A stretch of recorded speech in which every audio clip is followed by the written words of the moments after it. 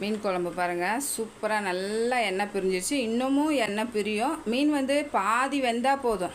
ஒரு 50 கிராம் புளியை ஒரு 3 கிளாஸ் தண்ணி ஊற்றி நல்லா கரைச்சி எடுத்துருக்கேன். துண்டு இஞ்சியை நச்சு வச்சுருக்கேன். ஒரு 3 பச்சை மிளகாய் உடச்சி சேர்த்துக்கோம். தக்காளி, பெரிய தக்காளி, நல்லா உப்பு போட்டு கொஞ்சமாக கையில் நச்சிங்கன்னு வச்சுக்கோங்க. காரத்துக்கு ஏற்ற மாதிரி குழம்பு மிளகாத்தூள். இப்போ வந்து உப்பு, காரம், புளிப்பெல்லாம் கரெக்டாக இருக்கான்னு செக் பண்ணிக்கலாம். நல்லெண்ணெய் ஊற்றிக்கலாம். தாளிப்பு வடகம், பூண்டு, அதுக்கப்புறம் அப்படியே இது சிம்மில் மின்னு இருக்குது. இப்போ இதை மூடிடலாம். எண்ணெய் பிரிஞ்சு வந்திருக்கு. இது மாங்காய் வந்து பாதி வேகட்டும். மாங்காவும் நல்லா வெந்துட்டுருக்கோம். குழம்பும் நல்லா மலர்ந்து வந்துருச்சுக்கா. 2 1/4 கிளாஸு தேங்காய் பால். அப்படியே ஒரு 5 நிமிஷம் மட்டும் இருக்கணும். ரொம்ப நேரம் வேண்டாம், ஏன்னா மீன்